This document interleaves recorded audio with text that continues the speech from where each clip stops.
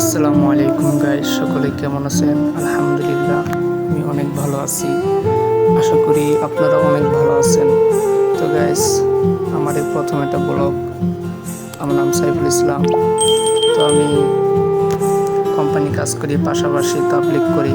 ইনশাল্লাহ আপনাদের সবাইকে তাবলিগের দাওয়াত রইল। যারা আল্লাহ রাস্তায় বের হয়েছেন না, ইনশাল্লাহ আল্লাহ রাস্তায় বের হবেন। যে আল্লাহ তালা ওই ব্যক্তিকে নিযুক্ত করেন যে আল্লাহ তালার প্রিয় বান্দা ও মাহবুব। আল্লাহর ঘরে তাদেরকে ডাক দেয়, তা আল্লাহর রাস্তায় তাদেরকে ডাক দেয়। আশা করি, আল্লাহর কাছে দোয়া করি যেন আপনারা সকলেই আল্লাহর রাস্তায় বের হইতে পারেন।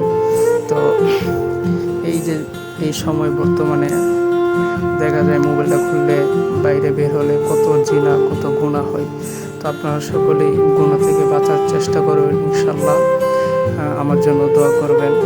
যে আল্লাহ, আমি তাবলিগে একটা জিনিস শিখছিলাম যে 3 শ্রেণীর মানুষ কোনো সময় হেদায়েত পায় না: বেতলব, বেফিকির, বেয়াদব।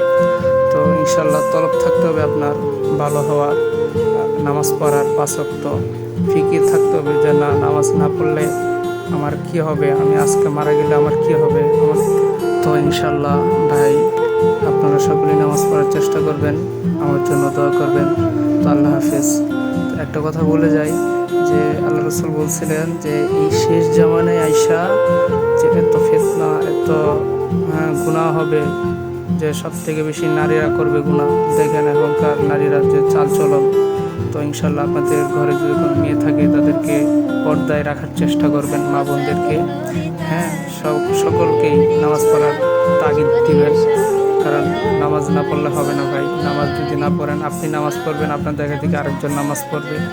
তো এই শেষ জামানায় যেটা বলতে চাইছিলাম, যেটা শেষ জামানায় যারা পরিমাণ যদি ইমান নিয়ে কেউ মরতে পারে, সে কামিয়াবি।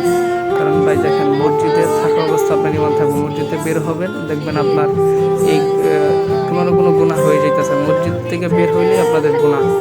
তো ইনশাল্লাহ মসজিদের সাথে আপনাদের সম্পর্ক রাখার চেষ্টা করবেন। আসসালামু আলাইকুম।